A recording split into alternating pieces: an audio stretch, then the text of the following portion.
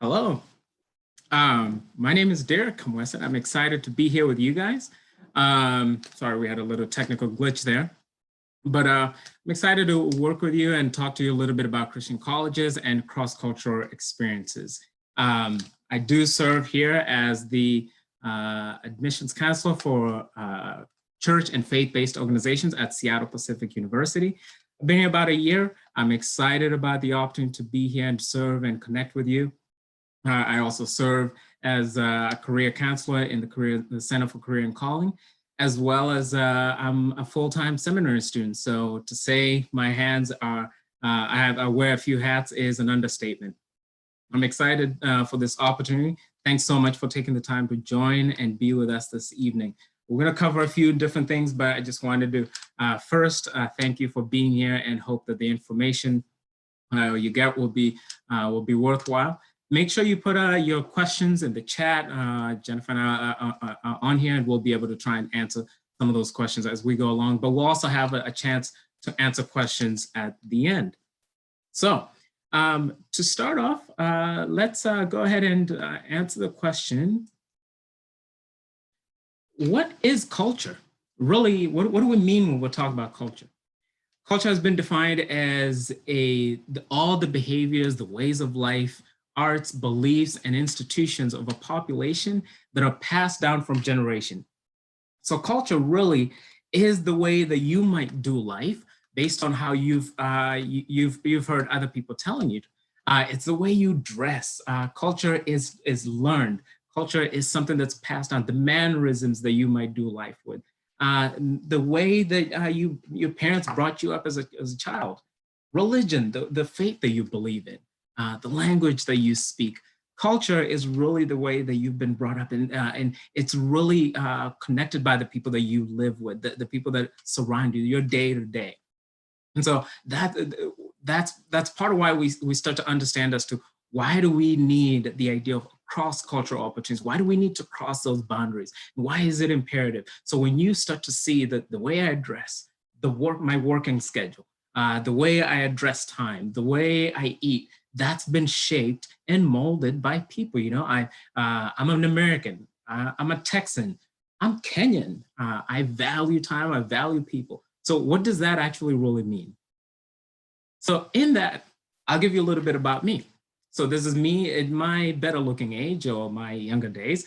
I was born and raised in Kenya. Now I said Kenya, not Canada. That is in East Africa, born and raised in Kenya. I come from parents from two very different tribes. So, and those two tribes don't like each other at all. I mean, I grew up and we lived in my dad's side of the family, side of the country. And it was very well known at a very early age that I was made fun of a lot because I was too light skinned for the kids from my dad's side of the country, and I was ridiculed. Lots of times called a misfit, a half-breed, somebody who was diluting the blood. And so whenever I spent most of the time just trying to justify my existence, and my siblings and I developed this rapport of having to explain to others as to why being of my mom's tribe was imperative, like what was important about that. However, then when we go over and spend time with my cousins or my mom's family, then I would have to defend being from dad's tribe and being what that meant and the nuances and the things that were beneficial for that. What that did to me is it gave me a love for the other because I was always the other regardless of where we were. I was always fitting in. I was always trying to find a place to find find myself as belonging, assimilating in a sense, to be able to find that half of me was okay. So all my siblings and I learned to speak both parents' languages. We learned to navigate and engage in the different ways of life. And so I tell you this to be able to give you a sense of why this matters to me, why this is important to me, why I find passion in the idea of like cross-cultural experiences, because my life has been a cross-cultural experience. As a Kenyan in Seattle, talking to you about the benefits of cross-cultural experiences, specifically within Christian colleges. On that front, we'll talk about why. Why do we find it as imperative? If we go to the Bible, the Word of God, In Matthew 28:19, we find what's called the Great Commission. Now that has some implications in some ways. It has been controversial in ways because of how some have taken it to spread their own agenda. However, the Great Commission asks us as believers to therefore go and make disciples of all nations, baptizing them in my name, the Father and the Son and the Holy Spirit, and teaching them to obey everything I've commanded you. And surely I'm with you always to the very end of age. What's beautiful about that is the fact that you go and you make disciples of all nations. It means you get to know, you get to understand.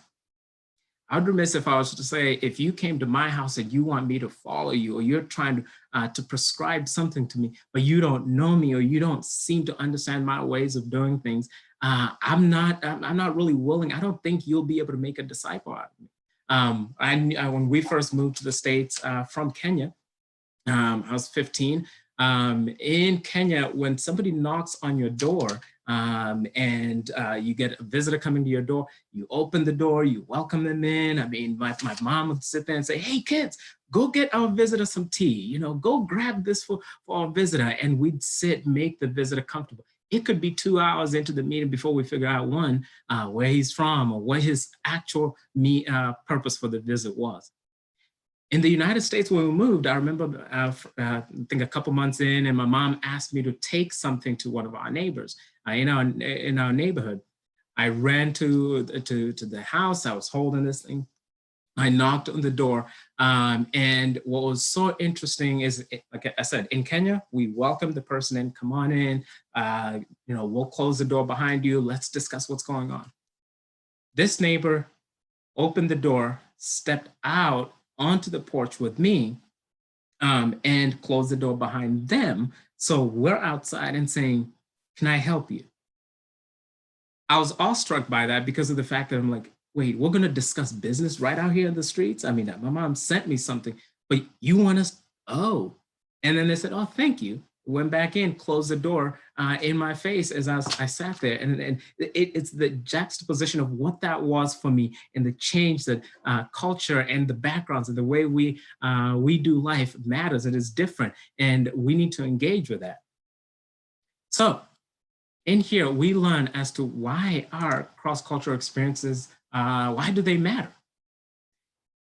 As we think about it, cross-cultural experiences, truly, in the essence of what our institutions are saying that they're developing. Christian colleges have a desire to be able to mold young men and women and to send them into the world, whether it's through the sciences or engineering or math or teaching, that you're going to be beacons for Christ, that you are a young man and woman who is a believer, and you're going to show through your craft, you're going to model who Christ is. And so when you step out of your comfort zone, out of the culture that was formed by the comfort zones that you're around, you learn more about yourself, about your culture. The longer we were away from Kenya, I started valuing Kenyan aspects that I never knew I valued. I valued how we're able to welcome somebody in that had never been a concept to me. And sit with them and be with them in the presence, as opposed to, not saying that that's a bad thing in the United States, but that was just different, and I valued my culture. I've traveled across the world quite a bit, and one of the things when I travel with teams, sometimes we'll be gone for a few weeks. We come back, and one of the first things you see somebody dashing as soon as we hit the airport upon arrival, they go to McDonald's, and you go, wait, you've been traveling to these exotic places, you've been eating really well, and the first thing you do is go to McDonald's. Distance sometimes makes the heart grow fonder. So we learn more about ourselves and our culture, the things that we value, things that we need to improve, and the ways that we need to be able to do that well. We develop skills beyond the classroom. When you're traveling or when you do cross-cultural opportunities, whether it's domestic or overseas, you learn things that there's nothing that a professor could do to help teach you how to barter in the market. There's nothing that a professor can do to specifically prepare you. As one time I found myself in a taxi. The taxi driver did not speak any English, but I needed him to drive me about an hour away, and working through that process. So cross-cultural experiences prepare you for challenges and things, and they take what you're learning and actually put them into practice. It's a life, it's a living classroom that you're a part of that is just not defined by the four walls that we might find in a structured classroom. Within your faith, be challenged in your understanding of your faith. As a believer, as a Christian, it's not just about living your faith, but it's about recognizing and understanding, what does that actually really mean for me? How do I really engage others within my faith? What does it mean when somebody asks me to describe, a refugee is asking me about my faith and the love of Christ when they're going through that? How do I describe that to them? How do I describe the love of the Father to somebody who's homeless? How do I describe that to somebody who's hurting? And so you're challenged when you participate and engage within Christian cross-cultural experiences. I mentioned earlier that I also work in the Center for Career and Calling, and what we're seeing on a consistent basis is companies are looking for people, young men and women that are coming in for work that are have a nuance of cross-cultural experiences, that have a cross-cultural context, and they're able to think differently, see differently, experience and work with. If you're going into business, if you don't know much about the rest of the world and how it impacts or affects your businesses, you're not going to be lined up for jobs very easily. Even farmers right now, thinking about China and farmers in America, the impact that one thing in one part of the world really connects with this part of the world. The world is getting so small. And so that idea of not only domestic, but global cross-cultural opportunities is imperative. And Christian institutions, specifically those that you're looking at, really have a way of engaging and preparing students for those opportunities while you're on campus, but as well as while you do those opportunities in different settings. They're the best way to be able to say, how do you live out that Great Commission? Because when you live out that Great Commission, it means you are practicing Genesis 1:26, which says, where you find the triune God communicating and asking to be able to say, let us make man in our image and in our likeness. God is asking us to be able to say, if you step out and see someone else as you see me, then you're able to really disciple them, because you see an image bearer for me. So this is imperative, and it connects specifically to that. And so for those students who are thinking and wanting to do cross-cultural opportunity experiences, you really enhance your career opportunities if you can put that on your resume, not just because you went and you checked off a mark that you did a mission trip. That's great and well, but the fact that you have a mental acuteness of being able to think through, to process and to see people, to know and to be known, to humble yourself so that you are actually known well. You might say, well, Mr. Derek, I like what you just said there. What kind of programs are there? Well, I'm glad you asked. This is why I'm here. There's so many different types of cross-cultural experiences, specifically when we're talking about the colleges that you're looking at. I loved, when I was looking at colleges, I knew right away that I wanted something that's going to be an option that was going to expose me to other people, that was going to expose me to experiences that weren't just going to rattle me and completely blow me away. Change who I am. There are opportunities that are going to allow me to grow. And so these cross-cultural opportunities allow for students to grow. Now, which kind? There's so many. We're talking about semester-long programs. These are programs that you take for the whole semester or the whole quarter. I'm in Seattle, Seattle Pacific University here, and Seattle Pacific is on a quarter-based system. And so we enable students to go away for a whole quarter. When I did my undergraduate, I did a semester-long program. So I was gone for about 5 months initially, but then I stayed longer and got a job. I worked as an assistant butcher. I know more about meat than I ever wanted to. My boss had a master's degree from New Zealand, specifically about meat Scientology. And he could look at a T-bone steak and tell us exactly where it was raised, what it was eating, the type of blood splatterings in terms of like within the meat, things no classroom would ever teach me. And so these are semester-long programs. They're really great designed, and you go in for a long time, you connect.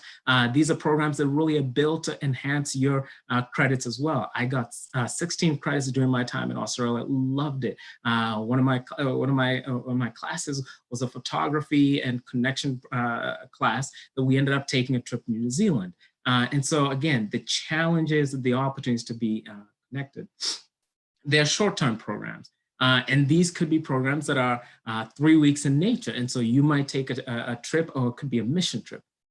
You travel with a team. You go to domestically, you might be in Chicago, you might be in Florida, you might be in Mississippi. I was a sponsor for a gospel choir, and we took a spring break road trip and ministered in different churches along the way. And so cross-cultural experiences come in a variety of different forms. You could do that short term as a sports group, as a team, to go and do training across the country and across the world.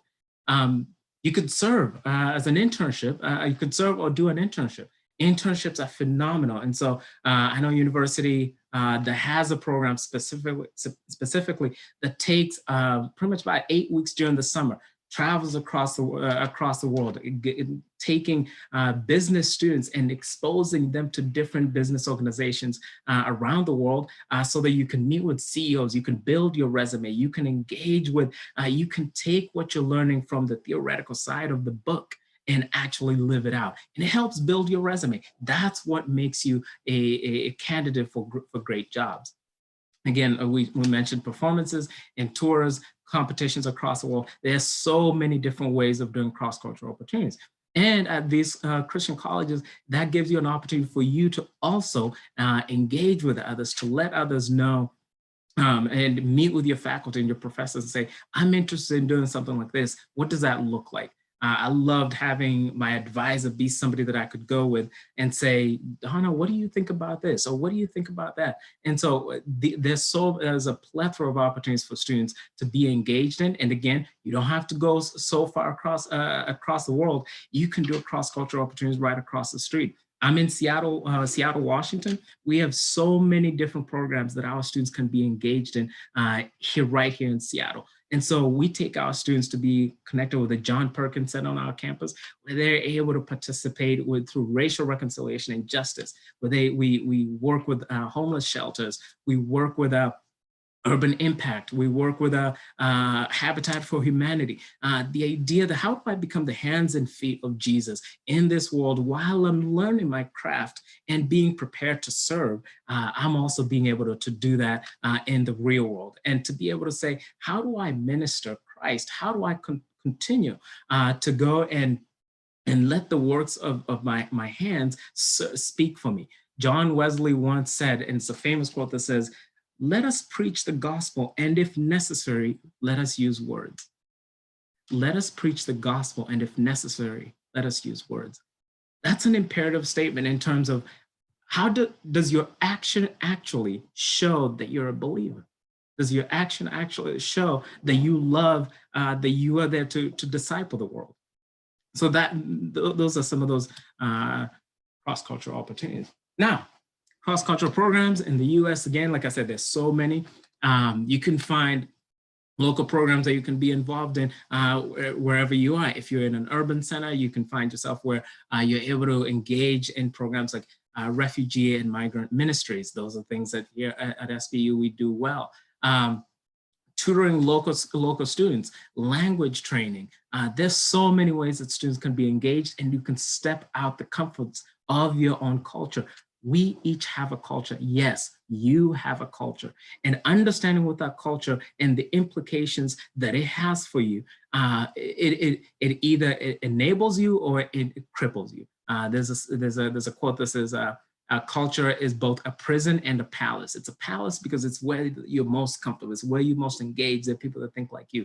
It's a prison because it limits you from engaging with others and recognizing and being able to do life with others. So those are things that I really recommend in students to be able to think about when you think about cross-cultural opportunities, like what enables me to be uncomfortable. And when you're doing cross-cultural experiences, students are afraid. I'll make a mistake. Yeah, You will. That's part of the process. I won't be comfortable. Yes, that's we prepare you so that you can figure out, how do I do this well? How do I welcome to be able to see the imago Dei in the other and work with the other so that I can learn from them, developing a posture of learning. Because once you develop a posture of learning, you are able to recognize that this other person has something important for me to learn. There's the Ubuntu philosophy in South Africa that states, I am because we are. The existence of who I am is directly tied into who you are.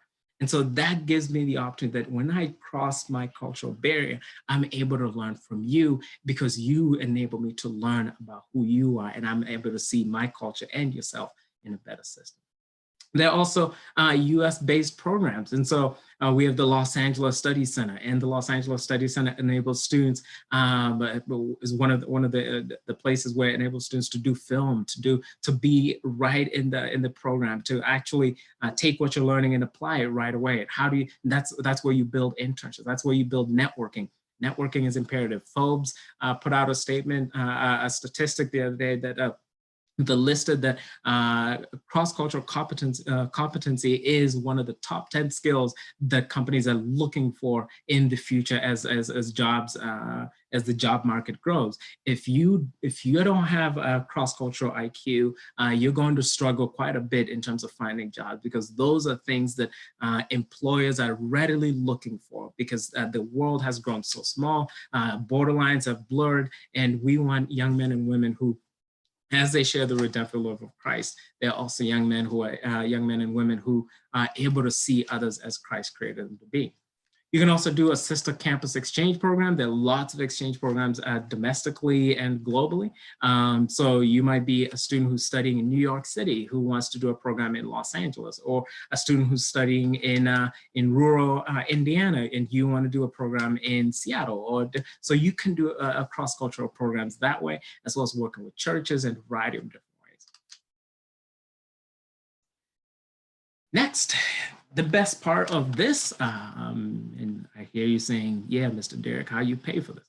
Well, cost is a huge part of this, and financial aid through your university is a thing that I would first get you to connect with the universities that you're looking for. A lot of the Christian colleges that I know through NACAP or through the CCCU, I work with students to be able to say, how can we make this very important part of our mission statement? Most of the institutions talk about, preparing young men to engage culture, as SBU says, or to prepare young men to be, to show Christ's redemptive love to a world in need, as Taylor would say. And these are areas where if we're gonna do that for you, we want to make sure we make it available, find ways to help you through that. So there's financial aid. It might not be able to cover everything, but it's certainly something that you should look at. And this is an important part. It's a very important part for Christian colleges. And so I would say, talk with your admissions council, with your financial aid office, to figure out where's some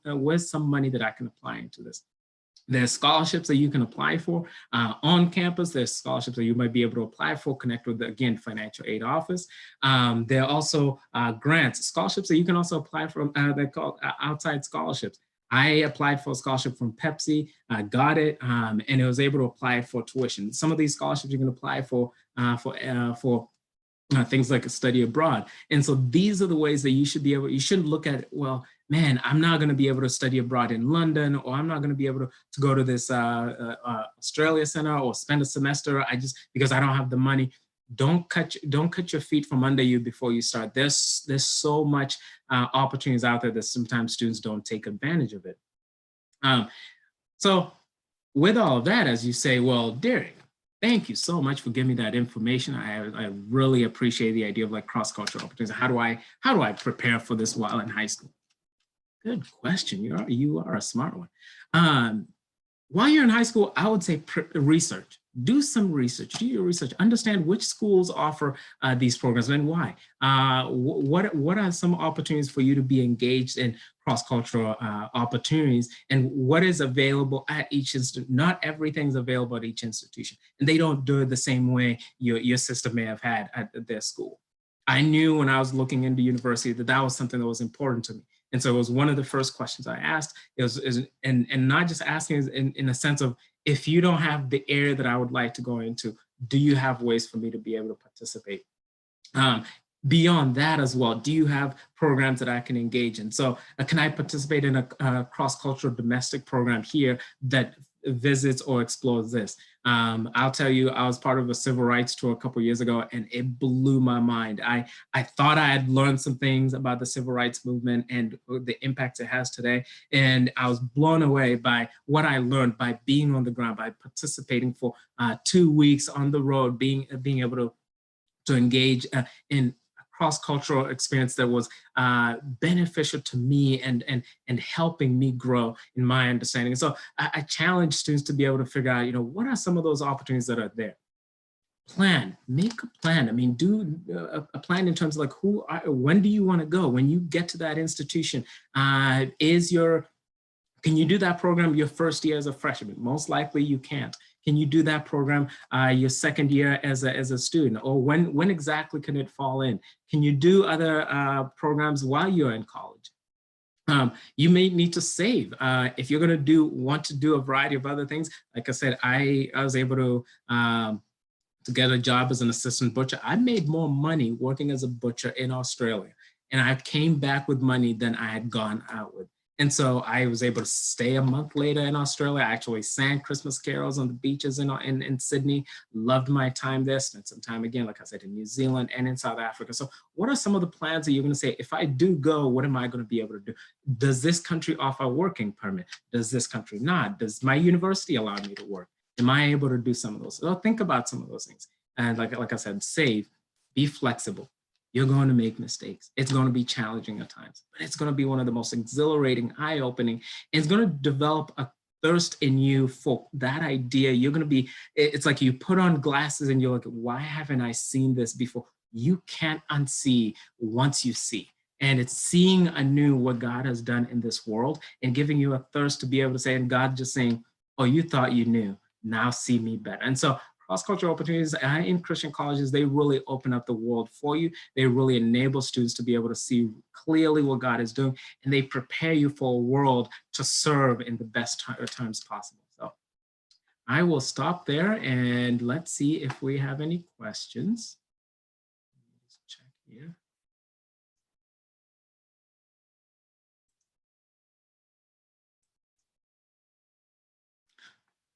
Do colleges offer cross-cultural programs?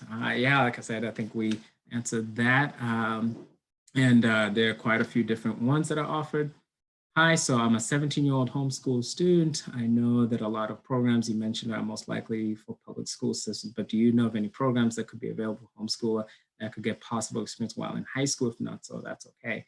I would, most programs that I'm talking about, these are opportunities for college. There are some programs where I worked at Taylor University where they had a program where you could come in that you could start your first year program overseas, but that was specific to that university where you could, as a freshman, go to a center that was specific for that institution. Most universities want you to start on campus. There are not very many programs that you could start through a college while you're in high school. However, there are lots of ministries that you could partner with that are doing a lot of overseas programs. And so that would be something that I would encourage you to check with, talk to your church, even connect with if you're looking at colleges, connect with an admissions counselor so that that might be able to, that might be something that you might be able to do while in college. So any other questions? I think that's pretty much it. Well, I thought we'd give them one more second to see if something else popped up, but yeah, I think you've given the audience in attendance tonight and those that will choose to watch at a later date a lot to think about, and just another opportunity to make full advantage of any college experience that they have coming up, and whether that's next year or in 2 years. And I know we have, sometimes we have freshmen on these webinars, so it's never too early to be thinking about this, and it's never too early to know if that's a a key part of the college experience you're looking for, then that should be part of those conversations you have with the colleges on your short list. And, what opportunities are available and how do they fund it? And, what are the potential possibilities out there? And you are certainly not wrong. The world is certainly getting smaller, and employers of today and tomorrow will certainly love opportunities to have kids who are more fully rounded and more experienced, and have been able to see more than just their hometown, or even just their own college campus, for sure. It's interesting you brought up the exchange program with rural Indiana, which is where I'm from and live currently, and Seattle. So if you are looking for an opportunity to do a exchange program with me, Derek, you please let me know. And you can come work for a little bit here, and then I'll go out and do your job out in Seattle. I would love that opportunity. And it's never too late, right? I will say the Pacific Northwest has been surprising in a sense. It is, I lived in Indiana for a while. I did my college experience there and worked for a while. And it was surprising being in the Pacific Northwest, where mountains just rise above you and you can be skiing and all that kind of stuff. But I absolutely will not. I made fun of somebody the other day because they were talking about, well, fall is so beautiful here and everything. I said, no, you haven't seen fall until you've seen a Midwestern fall. That's true. That's true. The sunrise and sunsets are beautiful, and the fall is beautiful. Absolutely. Well, it doesn't look like any more questions are going to come in, but I did want to just remind the audience that we don't have a fair tonight, but we still have all the booths open from the last 3 weeks of fairs. So we've had 12 fairs to date, and there's lots of booths out there, lots of information, lots of ways to reach out and learn more, watch videos, request a meeting, watch their presentations, schedule appointments, request information. So even if there's not a fair active tonight, which there's not, feel free to log in back to virtualchristiancollegefairs.com and check out the ones that are already out there. Be sure to sign up for future webinars. We have about another 8 or 10 yet to come in between now and the end of February. And of course, about 30 more fairs left as well. So thank you so much, Derek, for your time and your expertise. It certainly gives us all a lot to think about moving forward. Have a good evening. Great. Thank you so much.